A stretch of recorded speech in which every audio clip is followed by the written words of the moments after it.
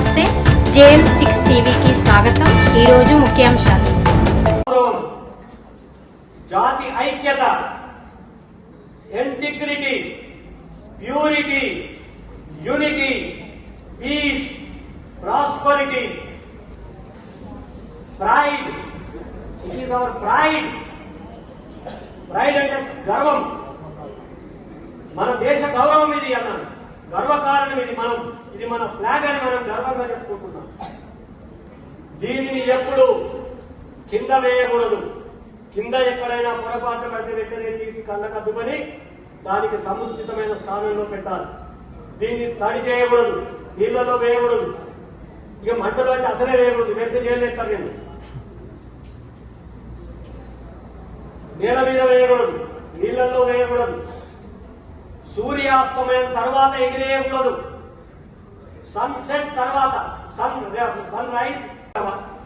ఆయన నెలచాలనీలో 1,00,000 2,00,000 ఉంటారు. ఆయన కూడా ఇక్కడ మనం మన కాళ్ళ మీద నిలబడి పేదరికాన్ని సవాలు చేసి ఎవరైతే మనల్ని చూసి వెకిలిగా నవ్వినారో, చదువుతున్నది ఆఫీసర్ అవుతుందా అని ఎవరైతే ఒకవేళ 100లో 1 ఎవరైనా మిమ్మల్ని ఎగతాళి చేస్తే వాళ్ళకి దీటైన సమాధానం లేదు. వాళ్ళని మీద కోపవద్దు, వాళ్ళని ఎక్కువ అనాలి. వాళ్ళు ఎవరైతే మనల్ని విమర్శిస్తారో వాళ్ళని ఎక్కువ లవ్ చేయాలి. వాళ్ళు మనలో కసిని పెంచుతారు. ఇంత మాట లావు, నేను మార్పు తెచ్చుకొని చూపిస్తాను ఈ సంగతి అని మనలో పట్టుదల పెరుగుతుంది.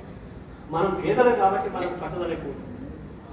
ఓ పూట అన్నం లేకపోయినా పర్వాలేదు, కానీ చదువు మానవు అస్సలే మానవు. రోజు కనీసము స్కూల్ అవర్స్ వదిలిపెట్టండి. స్కూల్ అవర్స్ కాకుండా రోజు కనీసం ఒక 4 గంటలు కావచ్చు. మనం ఎవ్వరం కూడా ఆస్తి పడడం కాదు. మన అమ్మా నాన్న దగ్గర బాగా ఆస్తి లేదు, డబ్బు లేదు. మన మీద వాళ్ళు ఆశపడుతున్నారు. ఏం ఆశపడుతున్నారు? ఈ కష్టాన్ని గట్టెక్కిస్తుంది నా కూతురు, ఈ కష్టాల నుంచి గట్టెక్కిస్తాడు నా కొడుకు అని చెప్పి అమ్మా నాన్న ఆశపడుతున్నారు. వాళ్ళ ముఖాల్లో నవ్వులు చూడాలా వద్దా?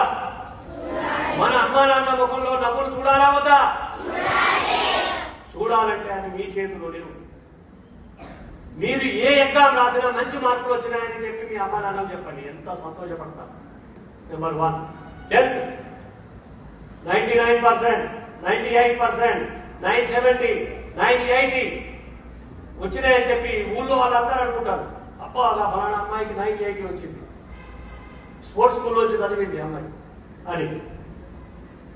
అప్పుడు మీ అమ్మా నాన్న మొహంలో చూడండి, వాళ్ళు పడ్డ కష్టమంతా మర్చిపోతారు. మోదీ గారు వికసిత్ భారత్ 2047 అంటున్నారు. 2047 వరకు మనం వికసిత్ భారత్ గా ఉండాలి, అభివృద్ధి చెందిన భారత్ గా ఉండాలి. ఇప్పుడేముందో మరి, ఇప్పుడు అభివృద్ధి చెందాలి.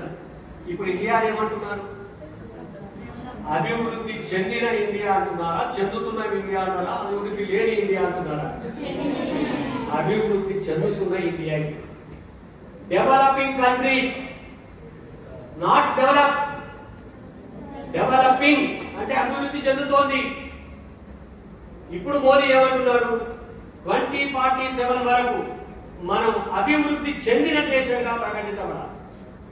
వీఆర్ డెవలప్డ్ కంట్రీ అని అన్నారు. America, China, England, Britain, France ఇటువంటి దేశాల సరసన మనం కూడా డెవలప్డ్ కంట్రీగా మనం అభివృద్ధి చెందాలి. ఎప్పటి వరకు? 2047. ఇంకెన్నేళ్ళు ఉంది?